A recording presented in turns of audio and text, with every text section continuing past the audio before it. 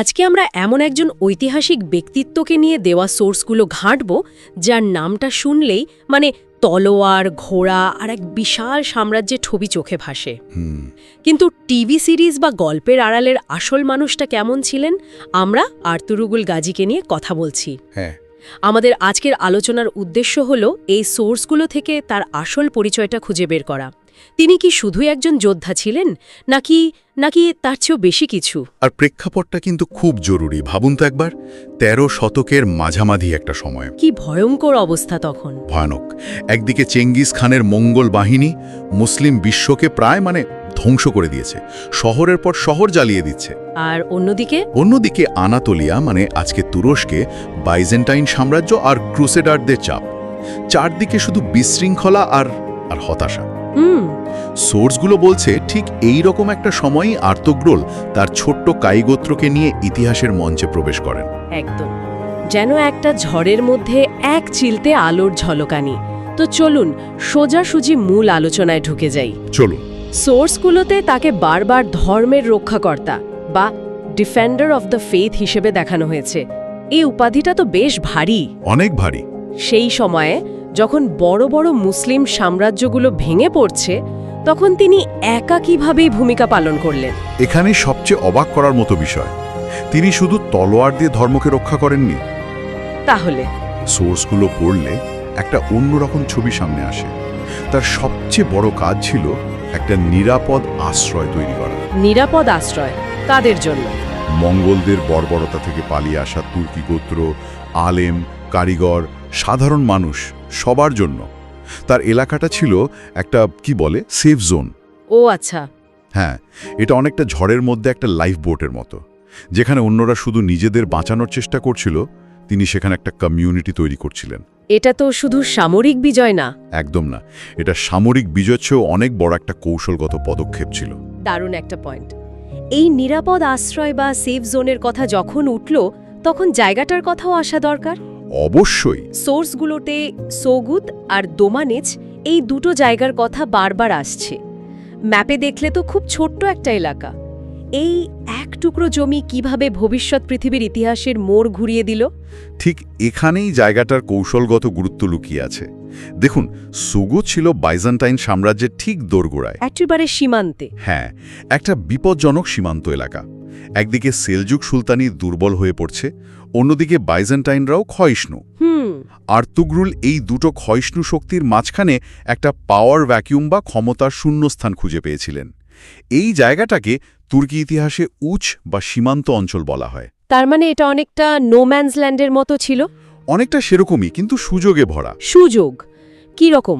এই সীমান্ত অঞ্চল থেকে বাইজেন্টাইনদের বিরুদ্ধে গাজা বা ধর্মযুদ্ধ চালানো খুব সহজ ছিল। আচ্ছা। আর এই অভিযানগুলোই তাকে অন্য তুর্কি গোত্রগুলোর কাছে একজন হিরো বানিয়ে দেয়। তারা দেখল যে এই নেতার একটা লক্ষ্য আছে, একটা উদ্দেশ্য আছে। মানুষ তো একজন লিডারকেই খুঁজছিল তখন। একদম। ফলে বহু ছোট ছোট গোত্র তার পতাকার নিচে এসে জড়ো হতে শুরু করে। ওই ছোট্ট সগুতি হয়ে ওঠে ভবিষ্যৎ ওসমানী সাম্রাজ্যের নিউক্লিয়াস, কেন্দ্রবিন্দু। এখানেই তাহলে বীজটা বোনা হয়েছিল? হ্যাঁ, এখানেই সেই বীজটা বোনা হয়েছিল, যা পরে 3 মহাদেশে বিস্তৃত এক বিশাল বটগাছে পরিণত হয়। আমার একটা বিষয় জানতে খুব ইচ্ছা করছে। আমরা তো তাকে সবসময় একজন যোদ্ধা হিসেবেই চিনি, কিন্তু সোর্সগুলো তার শাসন ব্যবস্থা নিয়ে কি বলছে? তিনি কি শুধুই একজন সেনাপতি ছিলেন, নাকি একজন তোখর প্রশাসকও? চমৎকার প্রশ্ন। একটা এলাকা দখল করা এক জিনিস, আর সেটাকে শাসন করা তো সম্পূর্ণ অন্য খেলা, তাই না? সম্পূর্ণ অন্য খেলা। আর এখানেই আর্তুগ্রুল বাকিদের চেয়ে আলাদা হয়ে যান। সোর্সগুলো পরিষ্কার বলছে তার শাসনের ভিত্তি ছিল ইসলামিক নীতি, যেমন ন্যায় বিচার, দরা আর শুরা বা পরামর্শ। শুরা হলো তিনি একা সব সিদ্ধান্ত নিতেন না। ও, আলোচনা করতেন। হ্যাঁ, গোত্রের গুরুত্বপূর্ণ ব্যক্তিদের সাথে বসে আলোচনা করতেন। এটা তার অনুসারীদের মধ্যে একটা মালিকানার অনুভূতি তৈরি করত, যে এটা আমাদের রাজ্য। কিন্তু ন্যায় বিচারের ব্যাপারটা সেই সময় এটা তো প্রায় অসম্ভব শোনায়, বিশেষ করে অমুসলিমদের প্রতি। ঠিক।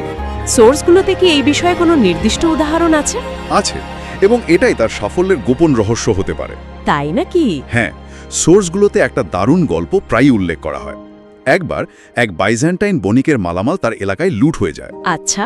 খবর পেয়ে আর্তগ্রুল নিজের কোষাগার থেকে সেই বণিকের সমস্ত ক্ষতিপূরণ দিয়ে দেন এবং অপরাধীদের খুঁজে বের করার নির্দেশ দেন। নিজের কোষাগার থেকে? হ্যাঁ, এই একটা ঘটনাই মুখে মুখে চারপাশে ছড়িয়ে পড়ে। এর ফলে কি হলো জানেন? তার এলাকায় নিরাপদ বোধ করতে শুরু করে। তার মানে অর্থনীতিও শক্তিশালী হচ্ছিল। ঠিক তাই।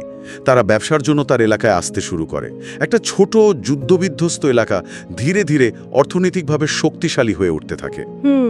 তলোয়ার দিয়ে হয়তো জমি দখল করা যায়, কিন্তু একটা রাষ্ট্রকে টেকসই করতে হলে বিশ্বাস আর অর্থনীতি লাগে। আর্তগ্রুল দুটোই অর্জন করেছিল। একদম। তার সততা আর ধার্মিকতাই ছিল তার আসল সক্ষমতা, শুধু তলোয়ার নয়। আপনি যে ন্যায় বিচারের কথা বললেন আর এই যে অর্থনৈতিক স্থিতিশীলতার কথা তুলে ধরলেন, সেটারই কি চূড়ান্ত ফল ছিল একটা ভবিষ্যৎ সাম্রাজ্যের ভিত্তি তৈরি করা? মানে এই ছোট ছোট পদক্ষেপগুলোই যে অজান্তেই একটা বিশাল স্বপ্নের ভিত গড়ে দিচ্ছিল? অজান্তে শব্দটা হয়তো ঠিক নয়। লেখাগুলো পড়লে মনে হয় তিনি খুব সচেতনভাবেই এই কাজগুলো করছিলেন। তার সবচেয়ে বড় অবদান ছিল এমন একটা কাঠামোর ভিত্তি স্থাপন করা যা তার পরেও টিকে থাকবে। তিনি হয়তো জানতেন না যে এটা ৬০০ বছর টিকবে আর ৩ মহাদেশে শাসন করবে। ঠিক, কিন্তু তিনি এমন একটা সিস্টেম তৈরি করছিলেন যা শুধু তার ব্যক্তিগত ক্যারিজমার ওপর নির্ভরশীল ছিল না, বরং আদর্শের ওপর দাঁড়িয়েছিল। একদম, ন্যায় বিচার আর ইসলামিক আদর্শের ওপর।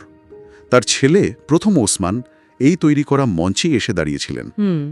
বাবা জমিতে বীজ বনে চারাগাছটা বড় করে দিয়েছিলেন, ছেলে এসে সেটাকে এক বিশাল মহিরুহে পরিণত করার কাজ শুরু করেন। বাহ, তাহলে তো আর্তগ্রুলকে শুধু ওসমানের বাবা বললে ভুল হবে। অনেক বড় ভুল হবে। তিনি ছিলেন ওসমানী সাম্রাজ্যের আর্কিটেক্ট বা স্থপতি। এই কারণে কি শতাব্দীর পর শতাব্দী ধরে আর্তগ্রুল একটা প্রতীকে পরিণত হয়েছেন? কারণ ইতিহাসে তো বহু বীর যোদ্ধা এসেছেন আর হারিয়ে গেছেন। ঠিক, কিন্তু আর্তগ্রুলকে নিয়ে এত কিংবদন্তি, এত আলোচনা কেন? তার প্রতীকী মূল্যটা ঠিক কোথায়? এখান থেকেই একটা জরুরি প্রশ্ন উঠে আসে, কেন তিনি এত দীর্ঘস্থায়ী একটি প্রতীকে পরিণত হলেন? কেন? এর উত্তরটা গাজী শব্দটার মধ্যে লুকিয়ে আছে। সোর্সগুলো আমাদের এই গাজী চেতনা বা গাজী স্পিরিটের কথা মনে করিয়ে দেয়। গাজী বলতে আমরা তো সাধারণত যোদ্ধা বুঝি, এর চেয়েও কি গভীর কোনো অর্থ আছে? অবশ্যই। ভাবুন তো, গাজী মানে শুধু একজন সৈনিক নয়, অনেকটা আদর্শবাদী সুপারহিরোর মতো। ইন্টারেস্টিং। তাদের একটা মিশন ছিল। তারা বিশ্বাস করত তারা অন্যায়, অবিচার আর অধর্মের বিরুদ্ধে লড়ছে। তাদের লড়াইটা নিছক টাকা, ক্ষমতা বা জমি দখলের জন্য ছিল না, বরং একটা উচ্চতর আদর্শের জন্য ছিল। ঠিক তাই। আর্তগ্রুল ছিলেন সেই আদর্শের মূর্ত প্রতীক। যখন চারপাশের রাজারা ভোগবিলাসে মত্ত, তখন তিনি একটা তাঁবুতে জীবনযাপন করছেন আর নিজের লোকদের জন্য ন্যায় বিচার প্রতিষ্ঠা করছেন। এই আদর্শটাই তাকে আলাদা করেছে। এই আদর্শই তাকে একজন সাধারণ গোত্রপ্রধান থেকে কিংবদন্তিতে পরিণত করেছে। মানুষ তার মধ্যে শুধু একজন শাসককে দেখেনি, একজন আধ্যাত্মিক নেতাকেও খুঁজে পেয়েছিল। আজকের আলোচনা থেকে একটা বিষয় খুব পরিষ্কার হলো, আর্তগ্রুল গাজী শুধু একজন দুর্ধর্ষ যোদ্ধা ছিলেন না, যেমনটা আমরা জনপ্রিয় সংস্কৃতিতে দেখি। না, বিলকুলই না। তিনি ছিলেন একজন দূরদর্শী রাষ্ট্র নির্মাতা, একজন ন্যায়পরায়ণ শাসক এবং এমন এক প্রতীক যার আদর্শ ৬০০ বছরেরও বেশি সময় ধরে একটা গোটা সভ্যতাকে অনুপ্রাণিত করেছে। সোর্সগুলো ঘেটে যা বুঝলাম, ন্যায় বিচার, ঐক্য এবং বিশ্বাসের ওপর ভিত্তি করে একটি রাষ্ট্র গঠনের যে স্বপ্ন তিনি দেখেছিলেন, তা ওসমানী সাম্রাজ্যের মাধ্যমে এক অবিশ্বাস্য বাস্তবে পরিণত হয়েছিল। এবং সেই সাম্রাজ্য কেবল টিকে ছিল না, এটি ১৯২৪ সাল পর্যন্ত সর্বশেষ ইসলামিক খেলাফত হিসেবে পরিচিত ছিল। তাই তো আজও তুর্কির সোগুতে তার সমাধি শুধু একটা কবর নয়, এটা মুসলিমদের জন্য একটা সম্মান আর স্মরণের জায়গা। এটা তার দীর্ঘস্থায়ী প্রভাবের এক জীবন্ত সাক্ষ্য। তিনি দেখিয়েছিলেন যে চরম প্রতিকূলতার মধ্যেও সঠিক নেতৃত্ব আর অটুট বিশ্বাস থাকলে ইতিহাস বদলে দেওয়া সম্ভব। সোর্সে উল্লেখিত তথ্যগুলো আর্তগ্রুল গাজীর উত্তরাধিকারের একটা স্পষ্ট চিত্র তুলে ধরে, কিন্তু আমাদের শ্রোতাদের জন্য একটা ভাবনার বিষয় রেখে যেতে চাই। আচ্ছা, একটি সাম্রাজ্যের পতনের প্রায় ১ শতাব্দী পরেও একজন ঐতিহাসিক ব্যক্তিত্বের আদর্শ এবং প্রতীকী মূল্য কিভাবে আজকের প্রজন্মের পরিচয় আর রাজনীতিকে প্রভাবিত করে? ইতিহাস কিভাবে অতীতের গল্প না হয়ে বর্তমানের বিতর্কের অংশ হয়ে ওঠে?